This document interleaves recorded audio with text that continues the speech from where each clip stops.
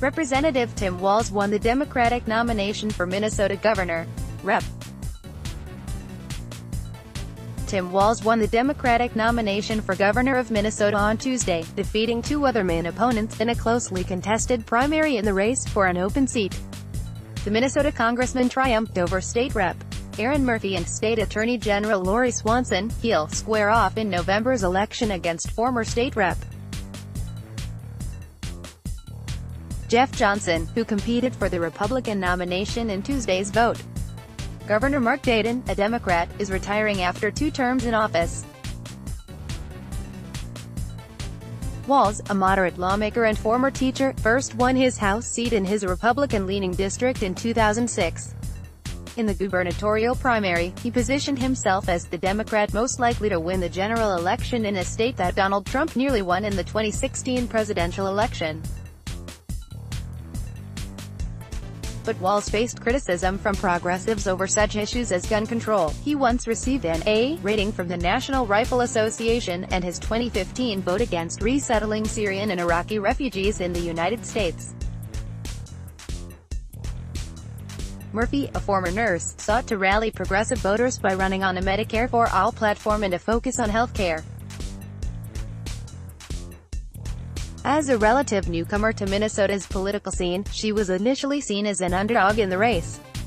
But her campaign was boosted by endorsements from both Dayton and the state's Democratic Farmer Labor Party. Swanson has served as the state's Attorney General since 2007 and announced for governor in June, later than her main competitors. She cast herself as apolitical and touted her successful record at prosecuting companies that have broken various laws.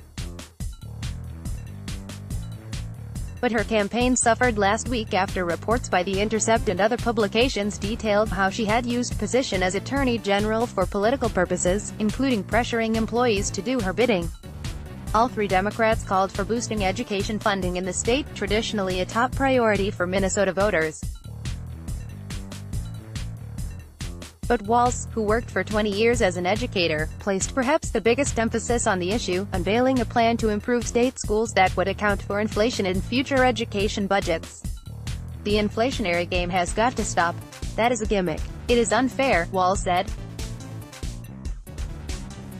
As in several other governors' races this year, national officials for both parties can be expected to focus on the battle in Minnesota.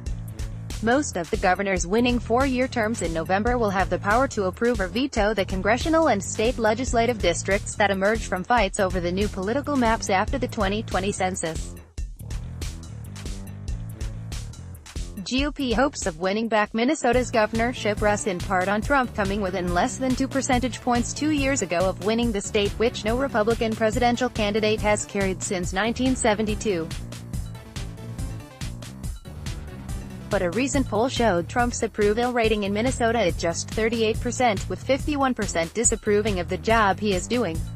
Dayton, on the other hand, received a 53% approval rating earlier this year. Download. Do you have information you want to share with HuffPost? Here's how.